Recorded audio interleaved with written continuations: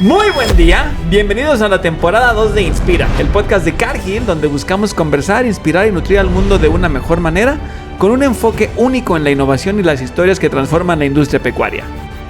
¡Comenzamos! Muy buen día, bienvenidos a Inspira, el podcast de Cargill, donde cada 2 semanas buscamos tener con invitados de lujo conversaciones que nos ayuden a inspirarnos, a reflexionar, a aprender y a encontrar nuevas maneras de nutrir al mundo. El día de hoy, como siempre, me acompaña mi compañero y amigo Omar Uriega, nuevamente en las instalaciones de la Facultad de Medicina Veterinaria de la UNAM, pero además tenemos una sorpresa, Omar. Cuéntanos, ¿qué tenemos hoy? Bienvenido. Hola Diego, ¿cómo estás? Nuevamente un episodio más de Cargill, del podcast Inspira. Y sí, efectivamente estamos otra vez en las instalaciones que nos hacen favor de prestarnos la facultad. Y bueno, pues, ¿quién más para tener de invitado hoy que al director de la Facultad de Medicina Veterinaria, el doctor Carlos Gutiérrez? Bienvenido. Muchísimas gracias, bienvenidos. Bienvenidos, muchas gracias. Ya no sabemos quién va a decir bienvenidos, si él a nosotros, a su facultad, o nosotros a él al podcast. Sí, la verdad. Yo me siento en casa y por favor siéntanse en casa. Nos sentimos en casa, sin duda, así que muchas gracias por estar con nosotros el día de hoy en esta conversación, pero también por habernos prestado durante la temporada 2 las instalaciones para los episodios que grabamos. La hemos pasado muy bien, nos hemos divertido, estoy seguro que estaremos teniendo más conversaciones, pero genuinamente nos sentimos en casa. Así que a comenzar. Antes de empezar y para que algún despistado no sepa quién eres, Doc, si te puedes presentar brevemente, ¿quién es el doctor Carlos Gutiérrez? Claro, bueno, ya mi nombre lo dijiste. Yo soy médico veterinario zootecnista, graduado en el 89. Y posteriormente a mi licenciatura hice una maestría en reproducción animal, aquí mismo en la Universidad Nacional. Y después hice un doctorado en la Universidad de Edimburgo y posteriormente un postdoctorado en el Instituto Roslin de Escocia. Soy profesor de tiempo completo desde el 98, dedicado a reproducción animal y me fascina la investigación, es lo que más me gusta hacer y entonces dediqué mucho de mi esfuerzo a desarrollar líneas de investigación, viendo particularmente el desarrollo folicular, ¿sí? Y el control del desarrollo intraovárico de los folículos ováricos y cómo esto se puede manipular con la nutrición y cómo esto afecta a fertilidad. Desde luego siempre he sido profesor y es algo que también es muy gratificante para todos los que estamos aquí, el tener el contacto con los muchachos que se están formando. Y bueno, después de 30 años de pertenecer a esta facultad, a partir de febrero de este año soy el director de la facultad y con mucho ánimo de hacer cosas, de cambiar para actualizar nuestros planes de estudios y colaborar mucho con la industria, con los productores. Bueno, pues ahora con la responsabilidad de ser el director de la escuela más importante de la República Mexicana y diría yo también de las más importantes en Latinoamérica. ¿Sigues dando clases a pesar de ser director? Claro, aquí en la Universidad Nacional todo director tiene que cumplir sus horas frente a grupo. Y es algo que creo que como director es importante hacer. Sí, claro. Seguir en contacto con los alumnos y poder, además de mantenerse en contacto con ellos, este contacto lo refresca uno porque tiene uno la oportunidad de preguntarles de primera mano cómo están viendo las cosas, qué cosas ellos pueden ver y a veces tiene una idea de, bueno, ¿cómo están viendo ustedes la instrucción en inglés? ¿Cómo podríamos mejorar la instrucción en inglés? Y preguntárselo a ellos, pues lo podría hacer uno en cualquier momento, pero creo que el mantener ese contacto y poderlo hacer espontáneamente cuando uno les está dando clases y recibir de ellos la retroalimentación sobre las acciones que estamos tomando, creo que es algo muy valioso. Y justo que decías lo gratificante y lo enriquecedor que es estar frente al grupo, junto a los estudiantes, etcétera. ¿Cómo abres tu primer día de clases así con tu grupo? O sea, con los recién egresados, si te toca dar seguramente a veces alguna clase de introducción o de inducción a grupos de recién ingreso. ¿Qué sería lo primero que platicarías a esta gente que va ingresando? Eso varía mucho del grupo y del semestre en el que estén que esté yo dando. Típicamente doy reproducción animal, que es del 7º semestre, y mucho tiempo estuve dando metodología de la investigación, que es de primer semestre. Y es muy diferente cómo recibes a los alumnos. La de primer semestre estás recibiendo alumnos que en sus primeros días que están en esta escuela, y entonces son muy perceptivos y muy receptivos a muchas cosas, y debe uno aprovechar esos momentos.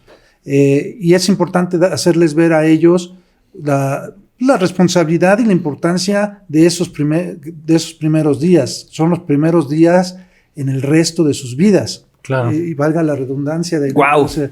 Es bastante... Sí, es mucha responsabilidad. Acaban de iniciar una trayectoria que muchos de ellos se van a dedicar a esto por el resto de sus vidas. Entonces, hacerles ver esa importancia para que ellos asuman la responsabilidad del camino que están tomando y que sepan que estos años de formación muchas veces van a dictar el resto de sus carreras y entonces, por lo tanto, son muy importantes que le echen muchas ganas.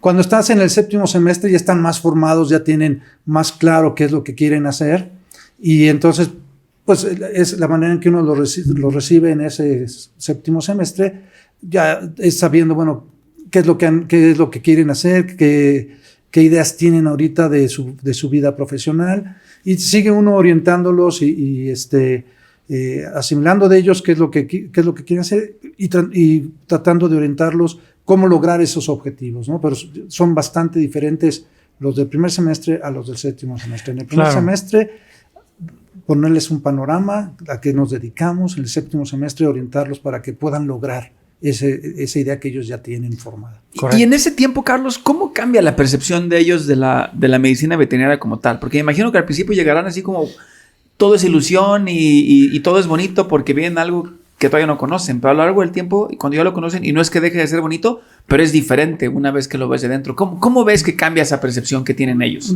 Cambia muchísimo, y eso es una de las cosas muy, muy bonitas de ver cómo cambia esa percepción de los alumnos. A los alumnos que recibimos debemos considerar que el 98% de ellos son de extracción citadina.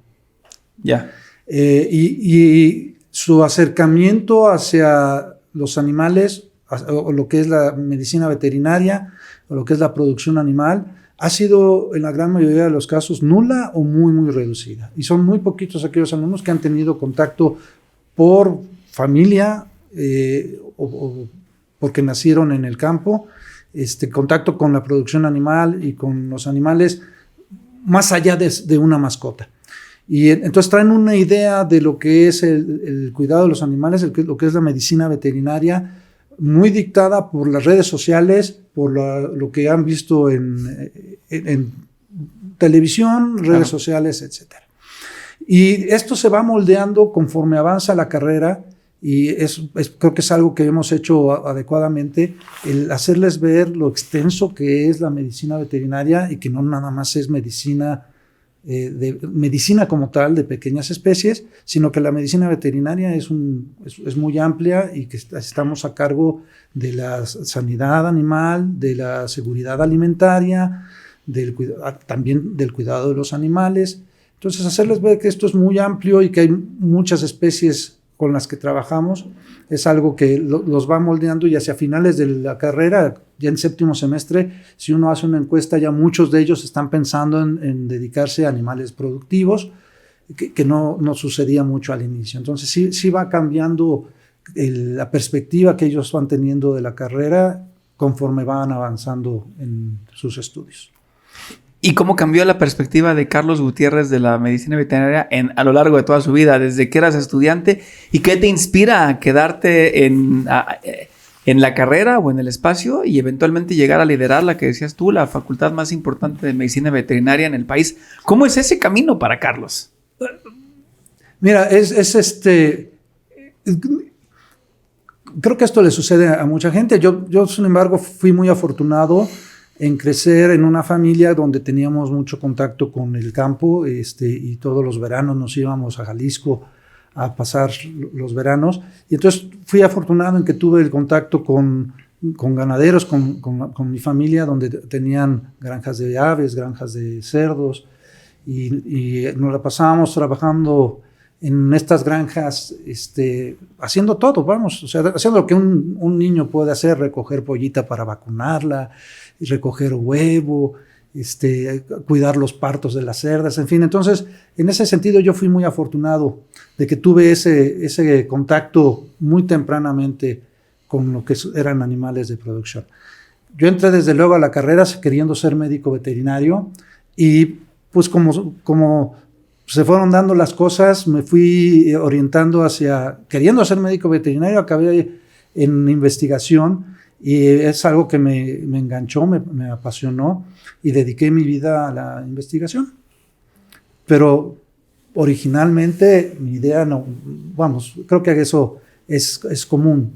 La carrera va tomando su propio camino y estoy muy contento, no, de ninguna manera es que estoy muy contento con las decisiones que tomé, me ha satisfecho mucho la carrera que he logrado. ¿Siempre supiste que querías ser veterinario desde niño entonces? Sí, nunca tuve una segunda opción, en realidad. Ok, excelente. Bueno, la industria pecuaria, como muchas industrias, en los últimos años ha estado siendo retada por temas de cambio climático, sustentabilidad, bienestar animal, etcétera. Y no es que nunca lo haya tenido, claro que siempre ha existido, pero hoy más que nunca pareciera que está todos los reflectores puestos sobre esta agenda, ¿no? ¿Crees o qué piensas del perfil del médico veterinario? ¿Está caminando a la misma velocidad? ¿Necesitamos hacer un cambio porque a lo mejor quedó un poco desactualizado el perfil del médico veterinario que estaba vigente a lo mejor hace 20, 30 años con el que hoy requiere la industria? Sí, bueno, creo que quien ha cambiado es la sociedad, ¿no? Ha evolucionado y creo que es algo normal. Y nosotros debemos hacer ese esfuerzo porque así como evolucionó la sociedad, demos respuesta a esas inquietudes de la sociedad como profesión. Entonces, nuestros planes de estudio deben actualizarse para atender a las necesidades que van surgiendo. La medicina veterinaria es muy diferente hace 20 años que actualmente, simplemente porque la tecnología que existe para diagnóstico, para tratamiento, ha evolucionado. Así también como temas que son temas emergentes que están ahora en la agenda y que se van a quedar en la agenda, ¿no? Mencionabas tú cambio climático y sustentabilidad. Realmente son dos cosas de la misma, dos caras de la misma moneda. Son temas que son indispensables que atendamos porque debemos heredar a nuestras futuras generaciones un mundo igual o mejor que el que nosotros tenemos. Entonces, hacer más eficiente la producción animal con tecnologías más sustentables es algo que necesitamos hacerlo porque aún así tenemos que garantizar la producción de alimentos para la población. Entonces, van a seguir siendo crecientes y nuestra investigación, así como nuestros programas de estudios, deben atender a estas necesidades. Y que justo al principio de la conversación decías, ¿no? Que uno de los quizás retos que te planteaste es cómo mejorar el plan de estudios, ¿no? Actual, que puede ser un poco orientarlo a actualizar este tipo de temas en la agenda, pues ya de la sociedad, como lo mencionas, ¿no? Así es, o sea, es no solamente incorporar estos nuevos temas, y que son temas que no son temas disciplinarios, sino que son temas transversales, que deben estar incluidos en todas las áreas de la medicina veterinaria. La sustentabilidad, pues lo puedes ver tú en producción animal, pero también en la clínica puedes ver la sustentabilidad y en todas las áreas son temas transversales. Y eso hace un poco a veces difícil de poder captar ese concepto y cómo lograr meterlo en todo. Y otra área que tú que mencionas es, bueno, cómo cambian las cosas en cuanto a las demandas. Debemos ahora tener una educación que desarrolle habilidades duras, habilidades técnicas, digamos, y lo que le llamamos habilidades blandas, que muchas veces son los que hacen que una persona pueda o no tener éxito. Y estas habilidades blandas son habilidades como liderazgo, comunicación, etc. Entonces, no debemos descuidar ninguna de ellas. La parte técnica, la parte de conocimientos técnicos, la parte de habilidades técnicas, pero también las habilidades blandas son, como profesionista, le van a ser muy importantes a esta persona. ¿cómo estamos evolucionando como industria en lo que le estamos pidiendo a los médicos veterinarios? Es decir, los que estamos del otro lado, ¿cómo nos estamos acercando? ¿Cómo acerca la industria privada a las instituciones de decir, oigan, esto es lo que estamos necesitando de los perfiles de egresados? Y la otra es los mismos estudiantes. Tú los ves con esa hambre ya de decir, oye, necesitamos ir para allá porque con lo que tenemos ahora no nos va a alcanzar para lo que viene. Sí, mira, las conversaciones que he tenido yo con gente de la industria a nivel gerentes, nos hacen el énfasis en lo importante que son estas habilidades blandas y no tanto en las habilidades técnicas. Sí son importantes, pero muchas veces te dicen, oye, pero es que yo para seleccionar, estos son mis criterios. Y muchos de esos criterios no son técnicos. Muchos de esos criterios es qué tan fácil, qué tan adaptable es esa persona, qué tan entrenable es esa persona. Porque finalmente en la industria los van a entrenar para las competencias, las habilidades que la industria necesita. Entonces, tomando como base los conocimientos y las habilidades que aprendieron aquí en la escuela. Entonces, es muy importante que esa persona desarrolle esas habilidades y esa capacidad de adaptación y flexibilidad para poder insertarse en un mercado de labores. ¿Y qué es lo que la industria está trabajando? O sea, está buscando gente que puede adaptarse y ser flexible y aprender sobre la marcha.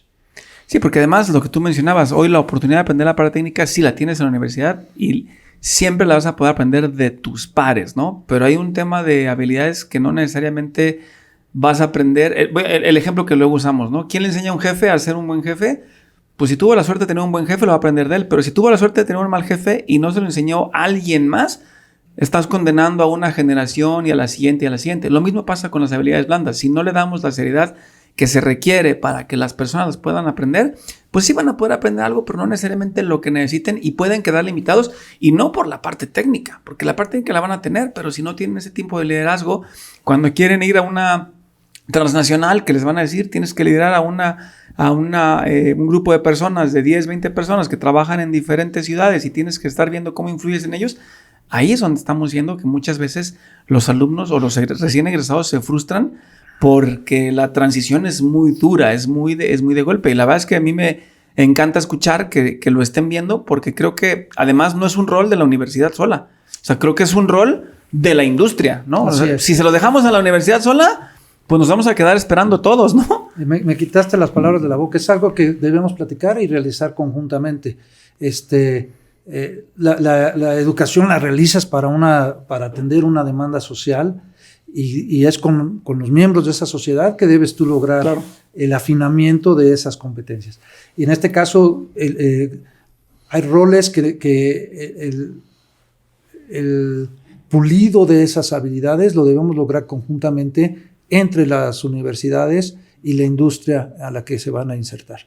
Entonces, la asociación, la comunión entre industria y industria, el concepto es muy amplio. Claro. La gente a veces piensa que industria es Cargill o una empresa. No, son todas. Industria es un ganadero. Sí, es el productor también. La cadena. Entonces, esas habilidades las debemos lograr conjuntamente. Y la asociación de nosotros como universidades y la cadena productiva para la inserción de los alumnos, primero la inserción hacia finales del entrenamiento, hacia finales de la carrera, para que se desarrollen las habilidades que se están pidiendo afuera de la universidad, sean desarrolladas. Y esto mismo le da empleabilidad a los muchachos. Claro. ¿Sí? Entonces van a ser mucho más fácil que sean absorbidos por el mercado de trabajo si finalizamos este pulido en asociación entre la universidad y la industria. Y bueno, es una de las cosas que yo me he propuesto hacer, que logremos esta comunión entre la universidad y tengamos retroalimentación de la industria para que adaptemos nuestros planes de trabajo, pero al mismo tiempo solicitar de la industria que podamos hacer las áreas terminales teniendo prácticas in situ en las áreas productivas. Y de esta manera sabemos que están cumpliendo con lo que se va a solicitar una vez que salgan de aquí.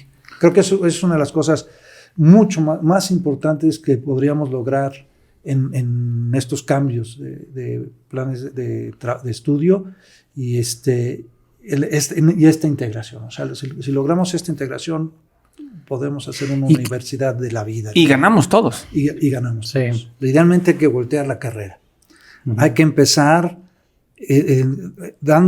insertando a los muchachos en estos sistemas productivos, en esta industria, para que conozca a qué se dedica un sistema productivo, cuáles son los flujos de los animales en un sistema productivo.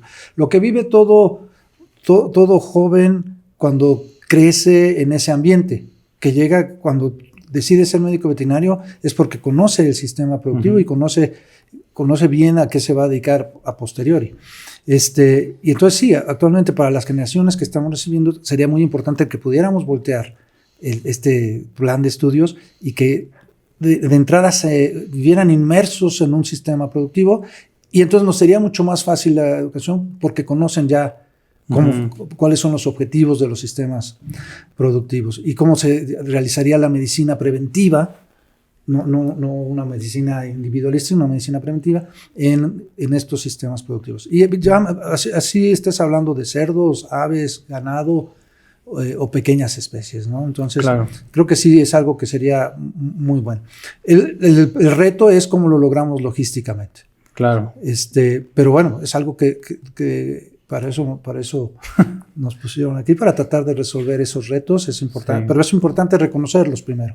Y claro, que no tienes que resolver solo, ¿no? Como institución. O sea, porque al final de cuentas, si vamos a imaginar en este sueño que dices, ¿no? De voltear el plan de estudios e iniciar con la inmersión, pues eso va a obligar a hablar con los eslabones de la cadena productiva y decir, señores, si todos queremos formar mejores egresados, mejores médicos veterinarios, necesitamos que desde el principio estén viviendo un tiempo con ustedes y habrá que encontrar los mecanismos y la manera para poderlo hacer, y creo que todo el mundo se beneficia. La verdad es que lo que van a poder ver en unos primeros, voy a imaginarme un número, 90 días, ¿no? Viviendo en un establo o una granja, les va a cambiar por completo la percepción, y ahora sí todo lo que aprendan, todo lo que vean, incluyendo temas de tecnología y cosas nuevas. Voy a hablar, incluso lo voy a abstraer a temas de inteligencia artificial. Ahora es más fácil entender para qué te va a servir la inteligencia artificial cuando entiendes cómo opera una engorda o un establo o una granja de cualquiera de las especies, a que si nada más entiendes el concepto de, sí, pues existe la inteligencia artificial y de algo me va a servir, ¿no?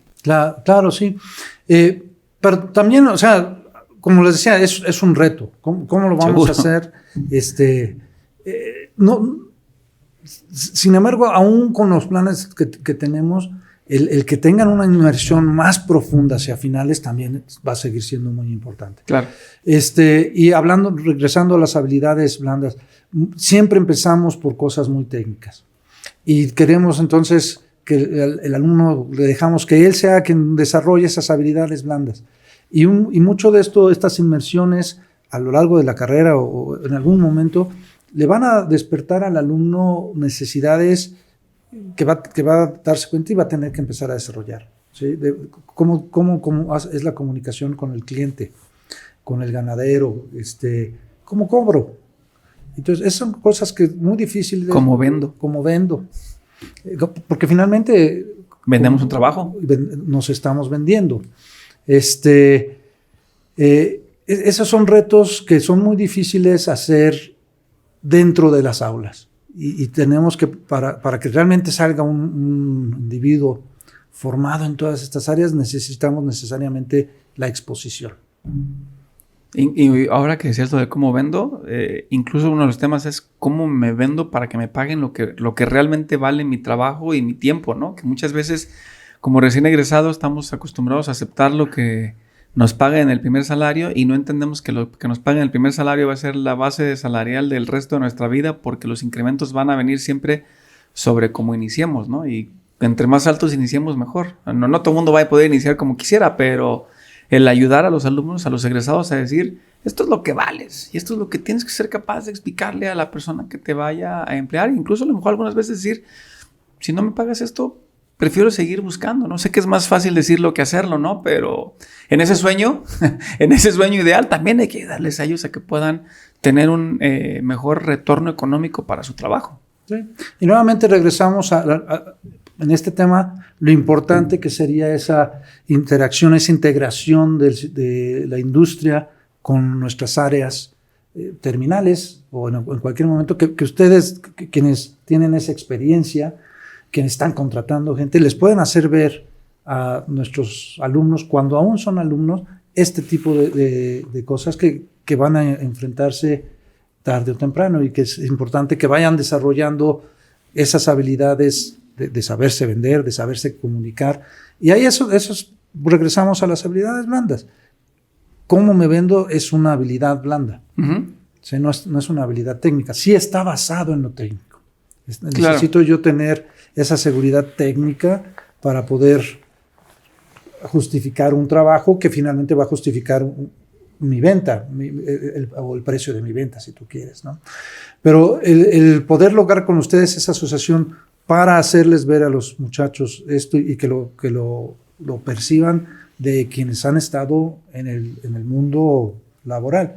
Finalmente, aquí en la universidad, voy a decir mi caso, yo me he desarrollado en el ámbito académico principalmente, ¿sí? Entonces, hay cosas que es preferible que lo enseñe gente que ha estado en el ámbito laboral y traigan la experiencia, ¿no?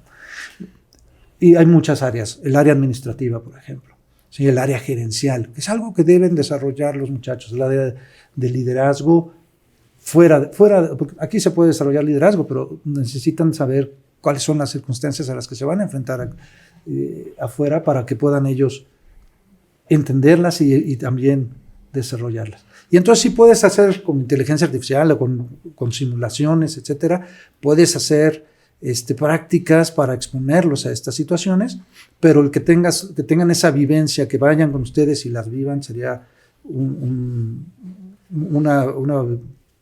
invaluable para la formación de estos alumnos. Y ahorita que tocabas el tema de inteligencia artificial, ¿qué metodología o qué herramientas está adoptando la facultad para preparar a los estudiantes, sobre todo en estos temas de inteligencia artificial? Bien, la inteligencia artificial tiene con nosotros en realidad desde el 2023, o sea, que es de acceso público. Hay quienes se dedicaban a inteligencia artificial como investigación desde hace mucho tiempo, pero acceso público en realidad no tiene tantísimo tiempo. Sin embargo, hemos desarrollado simuladores de casos clínicos que los alumnos pueden actualmente utilizar, y esto les ayuda a practicar sus competencias de diagnóstico, incluso de comunicación. Sorprendentemente, la inteligencia artificial es una donde tú puedes practicar tu comunicación de una manera muy, muy hábil. Entonces, estos simuladores te permiten practicar todas tus competencias y están integrando además los datos que tenemos generados por las clínicas. Entonces, no son nada más el simulador, sino que está ayudado por toda la integración de los datos de miles y miles de casos que se han atendido en nuestras clínicas. Entonces, esto es un simulador que con gusto les puedo dar la liga para que ustedes lo vean, y que se lo pensamos poner a disposición de las universidades del resto del país, así también como otras universidades de otros países. Afortunadamente hablan inglés, español, francés, el idioma que uno quiera. Pero va mucho más allá el uso de inteligencia artificial. Los alumnos, el mundo en el que ellos van a ejercer va a cambiar mucho con la adopción de nuevas tecnologías. La telemedicina, por ejemplo, es algo que no podríamos decir que es nuevo, pero es cada vez más y más usado, donde el especialista ya no tiene que venir, sino que se puede consultar a larga distancia. Y esta es viéndolo en producción animal, por ejemplo, puedes tener tu análisis de imágenes que te puede decir qué tan bien finalizado está un animal y qué tan bueno va a ser su marmoleo, simplemente con tener evaluaciones de la condición corporal, y esto interpretándolo, llevándolo a través de inteligencia artificial, a través de un algoritmo, de un modelo, te puede decir que también finalizado está un bovino, y así lo puedes tú pensar en cualquier especie animal, ¿no? Y en cualquier proceso, la detección de calores, A través de mediciones de parámetros en la leche puedes tú determinar la probabilidad de una mastitis subclínica, etcétera, ¿no? Entonces, va a invadir casi todas las áreas de nuestro quehacer en todas las áreas, o sea, en la medicina, desde luego, la medicina veterinaria, en la producción, en la salud pública, etcétera.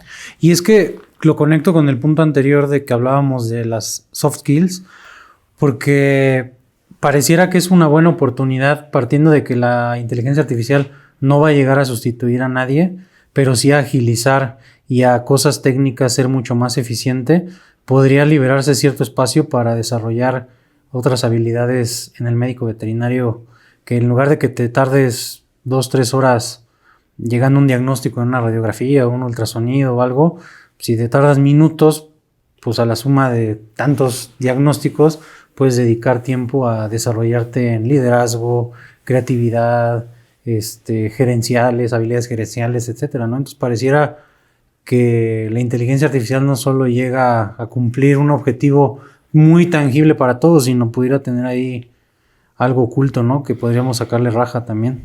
Sí, desde luego. Mira, no sabemos hacia dónde nos va a llevar. Sabemos que es algo que es inevitable, que lo debemos adoptar y debemos incorporarlo en nuestro, cuando menos saber usarla adecuadamente. Y es algo que hacia los alumnos, pues creo que el mundo actual es diferente al mundo de hace 2 años. O sea, no te vayas 20 años atrás.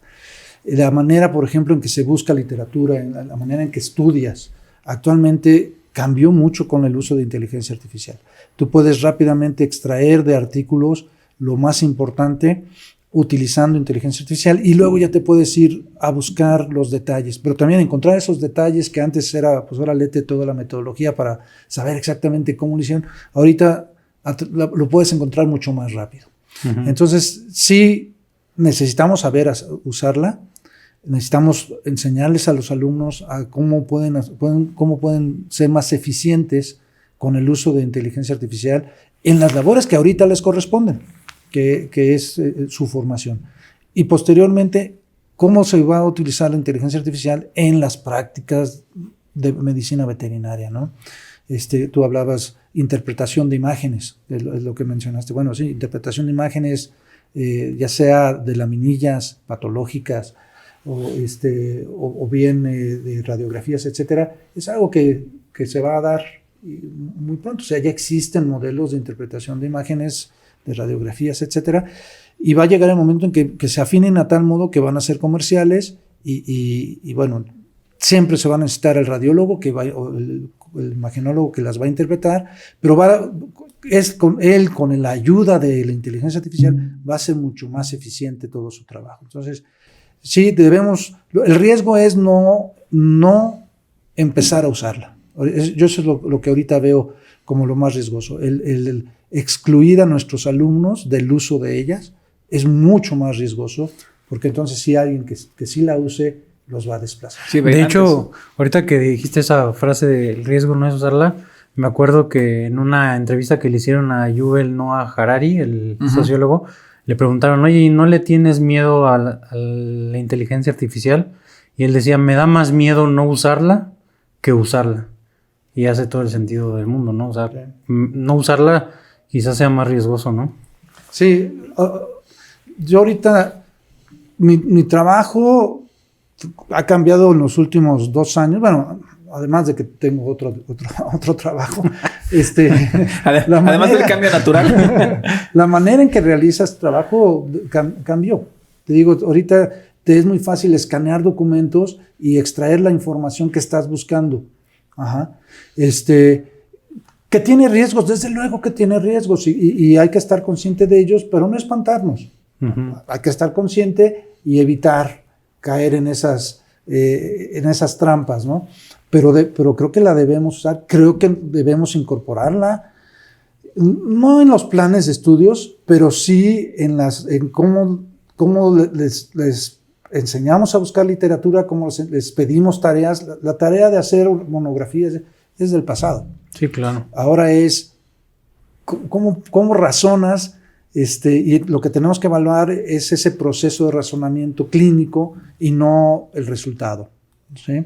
Entonces, va a cambiar la docencia, o sea, desde nuestro punto de vista como profesores, va a cambiar la docencia, va a cambiar la manera en que tenemos que planear los exámenes, evaluar los exámenes, planear los cursos incluso, y para los alumnos pues tienen que entrarle a la inteligencia artificial, pero creo que para ellos va a ser natural. Uh-huh. Es algo que ahí está. Es que ya lo están haciendo. Es algo que ahí está y lo están usando. Fíjate que no mucho, desgraciadamente todavía no, los alumnos no están, algunos sí estarán usando inteligencia artificial, todos usan TikTok. Eso sí. pero todavía no, el uso de inteligencia artificial como tal, a fondo, entre los alumnos todavía no se ha dado mucho. Y lo debemos incorporar. Es un poco sorprendente, ¿no? Por el tema de la edad, ¿no? Porque estamos hablando de que hoy un nuevo alumno, un alumno de nuevo ingreso que estará, una persona que nació en el 2006, 2007, ¿no? Por ahí. Y uno pensaría, sí, suena como que acaba de pasar, ¿no? Pero ya tienen 18 años estos chicos, y uno pensaría que pues, ChatGPT y todas esas herramientas ya son más naturales para ellos, ¿no? Les van a ser más naturales, sí.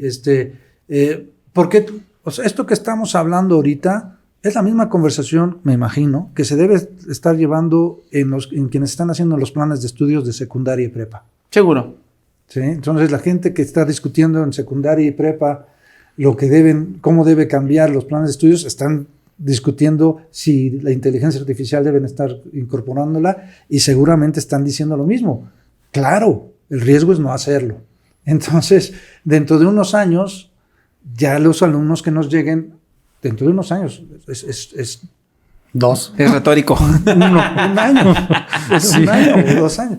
Ya van a ser alumnos que ya en la preparatoria tuvieron clases donde están utilizando, o sea, ya les enseñaron a utilizar la inteligencia artificial. Pero es algo que está cambiando muchísimo.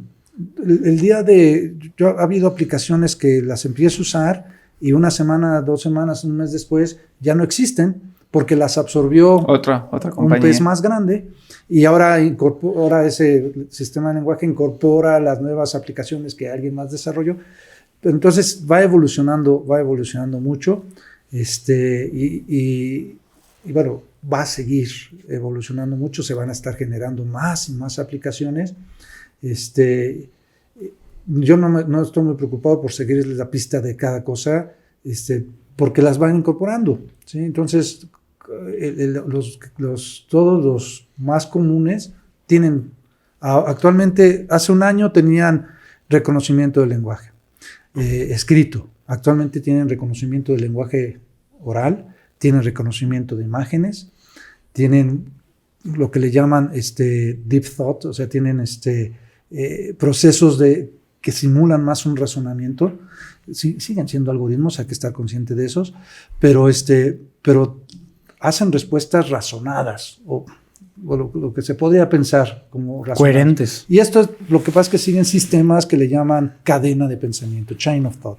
Y entonces basan su siguiente respuesta en lo que establecieron anteriormente, y así sucesivamente. Entonces, sí, efectivamente parecen ser muy, muy inteligentes, y es algo que, como estamos diciendo, en un año o en 2 años, los alumnos de la prepa ya van a venir con esas habilidades y van a demandar más de nosotros, lo cual está bien, así creo que así debe ser, porque el mundo va cambiando. Y regresamos a las primeras preguntas que tú realizaste, ¿no? ¿Cómo ha cambiado? Pues nada más, ¿cómo ha cambiado mucho, pero ahorita es mucho más acelerado. Ahorita estamos hablando de un cambio que se dio en 2 años y no en 20 años. Claro. Y eso nos lleva, si tuviéramos aquí una bola de cristal gigante, tal vez alimentada por ChatGPT o alguna de esas inteligencias artificiales, ¿cuáles crees que van a ser los retos más importantes de aquí a 10 años o tal vez de aquí a 5 para los egresados de la facultad? Mira, a mí me entusiasman los cambios que estamos viendo. O sea, a mí se me hace, esta época que estamos viendo se me hace fenomenal, se me hace padrísima poder ser testigo de esta evolución que está ocurriendo. Hay quien diría que se está sufriendo, pero no, yo estoy fascinado de ver estos cambios. ¿Cuáles son los retos? Pues como decía, el reto más importante es el poder dar la oportunidad del uso de todas estas herramientas a todo el mundo. Okay. Creo que ese es uno de los retos. Debemos ser capaces de proveer el uso de estas herramientas a todo el mundo. De otra manera vamos a crear esta brecha mucho más amplia entre los que tienen acceso a la herramienta y los que no tienen acceso a la herramienta. Como educadores, como universidad, el reto es ese. No permitir que se genere una brecha. Una brecha mayor. Por el acceso a la tecnología. Esto que te estoy diciendo a lo mejor no es algo que se piensa muchas veces, pero es realmente como universidad uno de nuestros mayores retos. ¿Cómo lograrlo? Implica inversiones bastante fuertes, pero tenemos que hacerlo.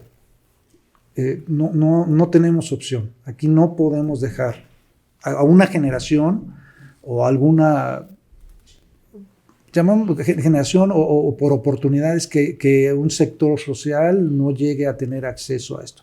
Y nuevamente, estoy seguro que esta discusión debe estar ocurriendo en niveles educativos básicos.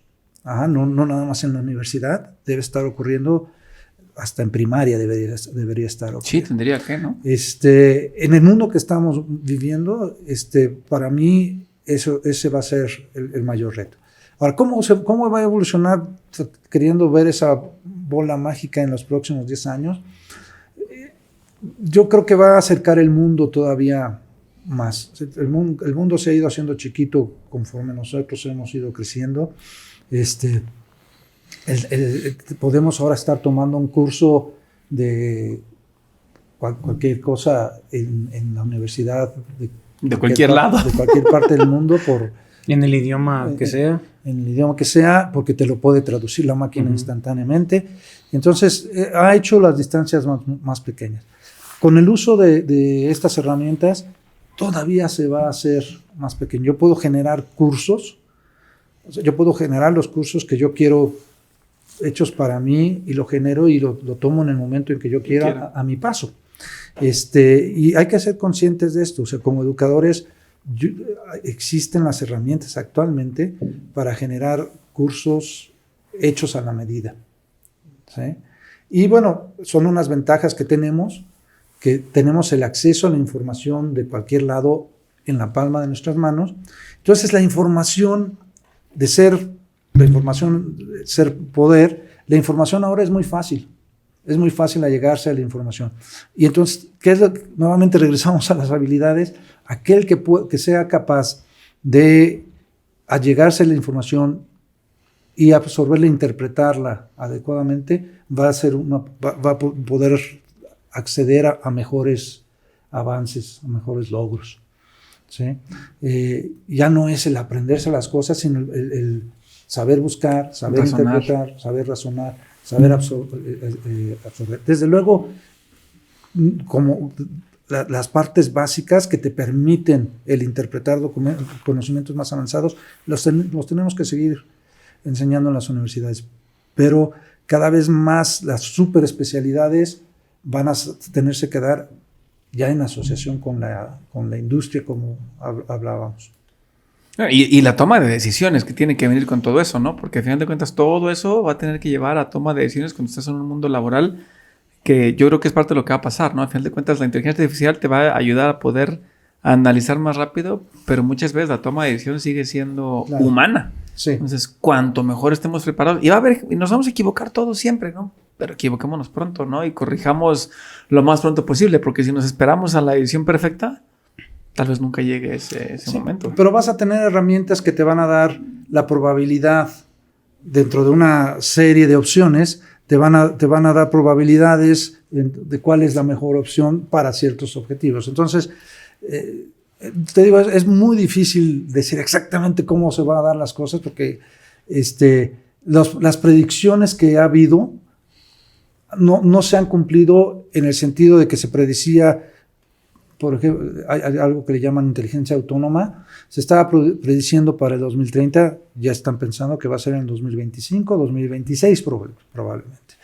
Entonces, las cosas se han acelerado se han dado mucho más rápido de lo que se esperaba. Y sin tornar esto en una plática específica de inteligencia artificial, la inteligencia artificial sorprendió a los mismos investigadores que estaban generando la inteligencia artificial, porque empezó a hacer cosas que ellos no prevían que podía hacer.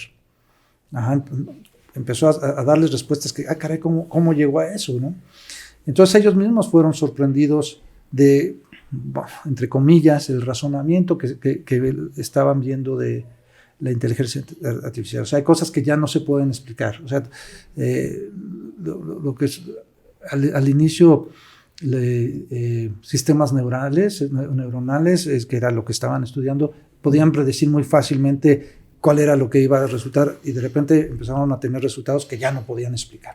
Y eso es lo sorprendente de la inteligencia artificial. Y conforme esto va avanzando, pues cada vez más y más nos va a ir sorprendiendo. Sí, es que lo interesante es que aprende, ¿no? O sea, tiene la capacidad de aprender y no es solo lo que ya está en los motores o en los algoritmos, sino que aprende de ti, o sea, de lo que le vas preguntando, de lo que vas consultando, etcétera. Va haciendo como un tipo historial y entonces va creando como tu personalidad, ¿no? Como decir, mira, este tipo es de esta manera, pregunta esto, le gusta buscar acá, tiene dudas de esto, consulta, etcétera, y entonces cada vez va afinando más la puntería cuando le preguntas algo, ¿no? Y es eso precisamente, o sea, no es que esté aprendiendo, es que se está afinando. Se está afinando de acuerdo a las conversaciones que ha tenido contigo, en qué es lo que te gusta escuchar, o cómo te gusta expresarlo, etcétera. Entonces, en inglés le llaman fine tuning, y que es justamente afinarlo. Y no aprende de por sí porque está entrenado en un cierto conocimiento. A menos que se reentrene, no adquiere nuevo conocimiento. Pero sí, ese aprendizaje que se le llama es que se va afinando en las áreas que tú le estás usando constantemente, ¿no? Claro.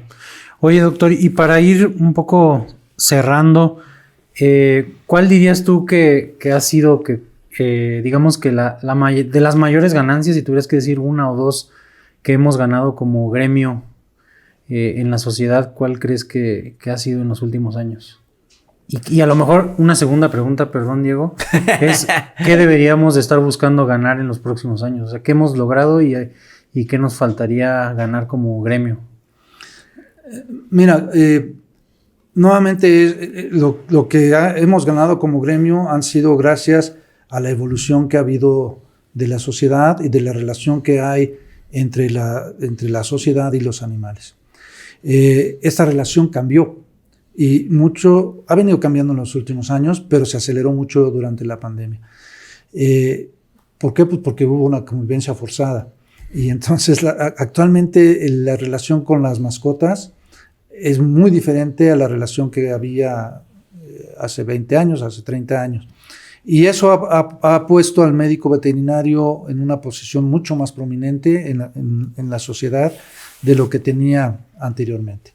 Entonces, en el área de pequeñas especies ha ganado mucho el gremio. La medicina veterinaria se ha transformado, ha incorporado nuevas tecnologías, porque han surgido nuevas tecnologías de diagnóstico, de tratamientos quirúrgicas, etc. Algunas de esas cosas no las debemos necesariamente al gremio, sino simplemente igual. Muchas veces actualmente muchas mascotas se aseguran, están aseguradas, y esto implica que los costos de tratamiento ya no son tan importantes como lo eran antes. Claro. Antes era un criterio muy importante, ¿cuánto me va a costar esta operación? Y entonces entraba en el criterio, híjole, ¿es algo que puedo pagar?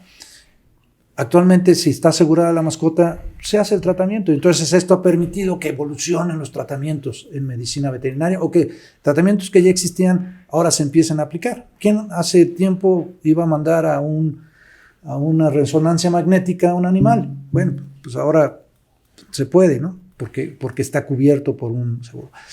Sí, entonces, ese ha sido un cambio, si quieres, forzado por otra industria. Sin embargo, tenemos la otra parte que también pertenece a otra parte social que es el área productiva.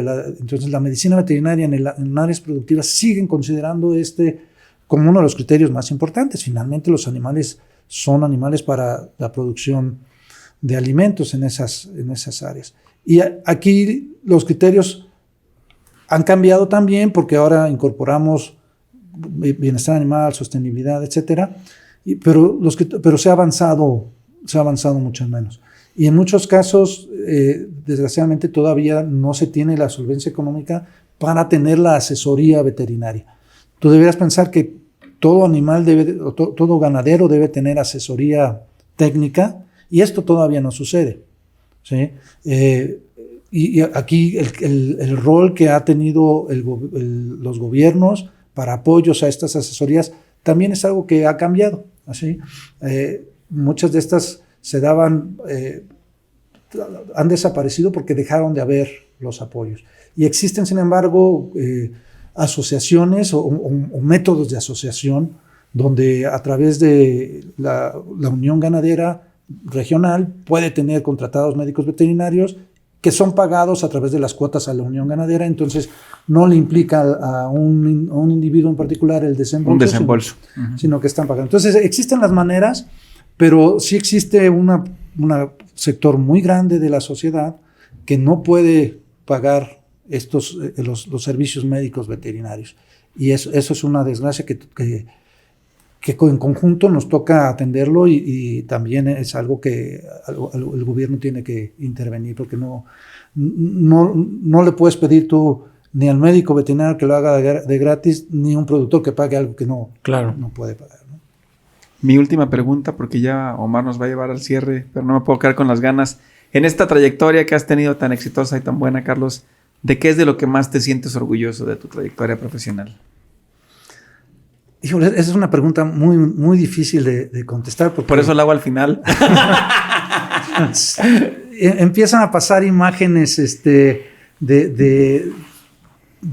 la carrera, de muchos aspectos de mi carrera en los cuales podría yo contestar que me he sentido muy orgulloso. Realmente hay muchas y no quisiera yo terminar sonando presuntuoso, pero ha habido muchas, pero creo que la clave que me ha dado esas satisfacciones es que me apasiono por las cosas que hago y me clavo en algunos aspectos y entonces le dedico tiempo, y es gracias a esa dedicación, a ese tiempo que he logrado tener esos éxitos de los que pudiera yo presumir. Sin entrar a detalles, afortunadamente me ha tocado jugar con el Brasil del 70, sí, o sea, con gente muy importante en el área de investigación. Me ha tocado ver eventos que han cambiado la manera en la que concebimos la biología, como por ejemplo la clonación, etcétera. Tú fuiste parte de un equipo importante en ese tema, ¿no? De un equipo, sí, en el Instituto Roslin, pero también me tocó el desarrollar de un sistema de cultivo donde podemos colectar folículos preantrales y desarrollarlos prácticamente hacia un folículo antral, y ya no me tocó a mí hacerlo, pero después estos ya los llevaron casi a la ovulación. No sé si se está extendiendo esto porque esto es un poco más profundo, pero vamos, yo creo que las satisfacciones las debo mucho a la gente con la que me he asociado. Creo que ha sido súper importante. Entonces, claves de esas satisfacciones que he tenido ha sido la gente con la que me he asociado y el tiempo la dedicación que le he puesto. Y mucha de esa dedicación a veces no es propositiva, es involuntaria a veces porque me clavo en algo. Es pasión. Es pasión, perdón. Es pasión, y eso me ha permitido tener esos esos gustos. Y esa pasión la transmites desde el primer momento en el que uno te ve. O sea, yo estoy fascinado con esta conversación y quiero salir a buscar un montón de cosas. Estoy conteniéndome para no buscar aquí enfrente de ti algunas cosas que estabas mencionando, pero te aseguro que después de eso lo haré. Pues, pero si quieres que mi pregunta es difícil, es que no has escuchado las últimas dos de Omar, ¿eh? De hecho, sí son dos. La primera es, ¿qué hace el doctor Carlos Gutiérrez cuando no ejerce la medicina veterinaria? Me encanta estar en casa con mi familia. Desgraciadamente están ahorita en la edad en la que todo es más importante excepto estar con el papá. Pero me encanta salir con mi familia, estar con ellos. Y la otra, cuando tengo un par de perros, salir y entrenar mis perros y pasear, caminar con mis perros y entrenarlos es algo que también me absorbe y me apasiona bastante. Entonces, esas son las cosas que me gusta hacer. Y la segunda pregunta ya medio me la spoilearon, pero ¿qué significa para el doctor Carlos Gutiérrez Dolly? Pues, mira, Dolly fue en su momento un equipo de trabajo muy, muy grande, una experiencia muy bonita. La manera en que yo llegué a ese grupo, además, fue muy agradable porque no trabajaba yo en ese grupo. Trabajaba, digamos, en el mismo corredor hacia el final del corredor, y yo estaba saliendo a revisar ganado. Iba yo con mi overol, mis botas, mi ultrasonido, rumbo a tomar el coche para irme a la granja. Y el doctor Ian Wilmot, que era en aquel entonces el líder del grupo, me gritó y pues yo escuché mi nombre, volteé y lo vi y dije, ¿se equivocó? Y me pidió que entráramos a una oficina y me dijo, me preguntó si me interesaba trabajar en el grupo. En ese entonces había la necesidad de un cirujano que hiciera todas las colecciones de los ovocitos y las transferencias de embriones. Y entonces yo me integré al grupo para hacer eso, para hacer las transferencias de los embriones en cerdos, en borregos y en ganado. Y fue una experiencia fenomenal. Como médicos veterinarios hacíamos a veces 18 cirugías al día, en un equipo donde funcionaba casi como una cadena de producción, donde tenía la gente que preparaba los animales, quien me anestesiaba, yo hacía la cirugía y después quien se llevaba al animal la recuperación. Y, en fin, era realmente una cadena de producción, una organización tremenda para lograr el número de transferencias nucleares y de transferencias de embriones que necesitábamos para esos proyectos. Y estando en eso me tocó ver la generación de modelos de investigación muy, muy bonitos. Estábamos trabajando con cerdos en un modelo de fibrosis quística, que es una enfermedad que le da al humano donde en los pulmones es muy difícil expectorar y entonces acaban colapsándose por todo el moco. Y es horrible esta enfermedad. Y entonces teníamos con cerditos un modelo que se utilizaba para investigación. Y esto lo generábamos a través de clonación. Entonces la tecnología se empezó a aplicar para generar modelos de investigación, y también se pensaba en aquel entonces en generar proteínas farmacéuticas como hormona de crecimiento humana que se podía producir en animales pero con el gen humano, y entonces esta hormona de crecimiento se podía aplicar sin que hubiera rechazo inmunológico en los humanos. Entonces esos eran los modelos en los que estábamos trabajando en aquel entonces, y con el tiempo la tecnología derivó en cosas mucho más importantes porque se empezó a estudiar la desregulación,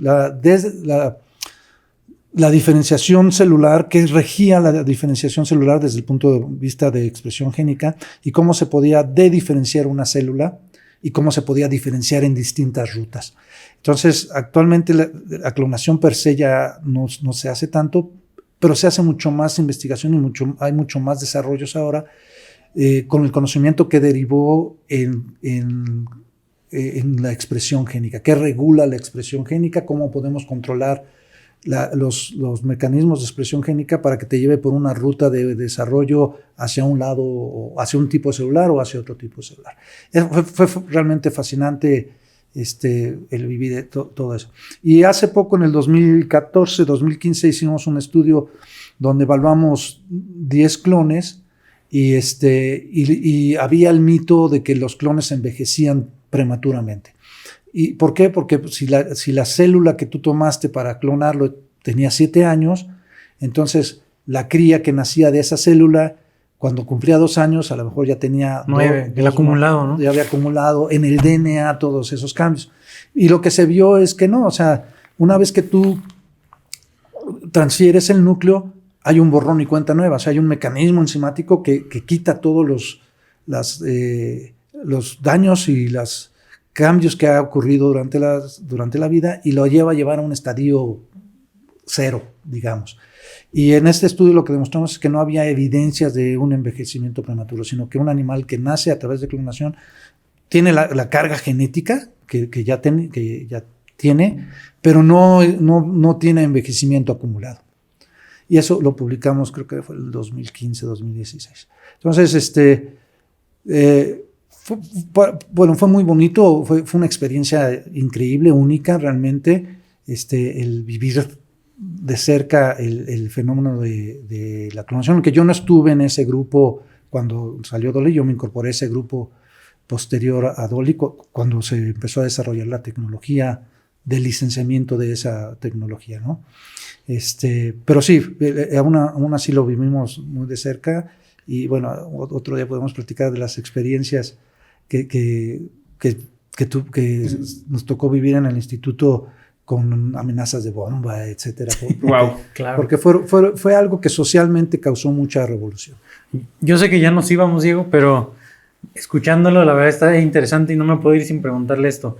En una plática que entré de Juan Enríquez, un investigador de ciencias biomédicas y todo eso, él decía que gracias al tema de inteligencia artificial y todos los cambios, pues él decía, al final el cuerpo humano es códigos de proteínas, ¿no? El DNA es una codificación de proteínas y él decía que va a llegar un momento en el que podamos, así como ahorita hablabas de la clonación y que permitió reproducir células a partir de otra, de manera externa, que vamos a poder tener así como de, pues estoy mal del hígado, pues casi como, pues imprímete otro hígado, o imprímete otro riñón, o otra ojo, o algo así, ¿no? ¿Tú qué piensas de eso? ¿Crees que es posible? Ya existen estudios en ese sentido, y es, como te decía, parte de lo que sucedió con los estudios de clonación. Lo que demostró la clonación es que un núcleo diferenciado, una célula diferenciada, podía dediferenciarse, es decir, irse en ese camino de diferenciación podía regresar a estadios menos diferenciados. Y entonces, si tú logras a una célula que tomas de la piel de diferenciarla a una célula totipotencial, después la puedes dirigir, agregando las condiciones adecuadas, la puedes dirigir a que se desarrolle en célula hepática de un hígado, o a que se desarrolle en un condrocito para un trasplante de cartílago, y entonces ya en cultivo puedes desarrollar o sea, dándole el andamiaje adecuado, que las células se multipliquen adecuadamente para que tengas un tendón o un cartílago o un hígado. Ajá. Entonces, es ingeniería de tejidos, que es como se llama, es mucho lo que derivó de la clonación. Por eso ahorita clonación no suena tan importante como fue en ese momento, porque ya fue rebasada esa tecnología. Claro.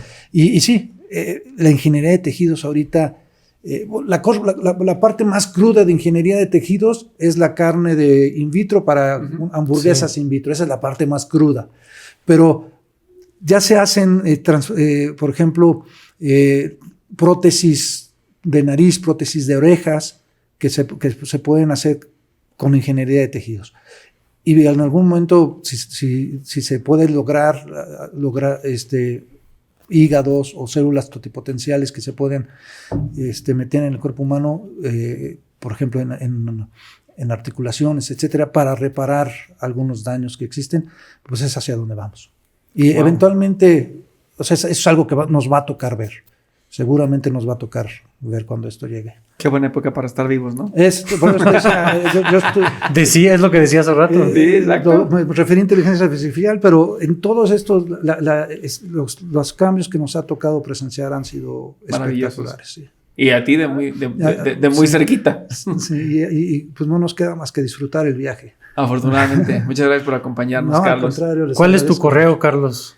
Mi correo es ggcarlos@unam.mx. Ok, pues nos vamos. Muchas gracias, Carlos. Muchas gracias, Diego. Excelente episodio, me gustó mucho. Sí, la verdad es que muchas gracias, Carlos, por la conversación, por tenernos aquí nuevamente en las instalaciones de la UNAM. Nos decía, siéntanse en casa. Te aseguro que nos sentimos en casa. Yo creo que por eso no nos vamos, pero nos sentimos muy bienvenidos y hemos disfrutado mucho esta temporada grabando aquí. Te agradecemos mucho la conversación. Creo que aprendimos mucho y vamos a buscar tenerte en un episodio más adelante porque seguramente hay mucho que conversar. Y de veras, felicidades y gracias por el trabajo que haces formando estudiantes y reformando la manera en que los estudiantes están creciendo, no solo como estudiantes, sino como individuos. Es algo de lo que seguramente lo pensaste y no lo dijiste, que te debes sentir orgulloso. Gracias, Carlos. Gracias a ustedes. Gracias, Omar. Pues nos vamos. Este episodio de Inspira llegó a su fin y nos esperamos como cada 2 semanas en otro episodio más. No se olviden de seguirnos, darle like. Muchas gracias, Diego. Gracias a todos. Nos vemos en 2 semanas. Hasta la próxima. Hasta luego. Bye. Bye.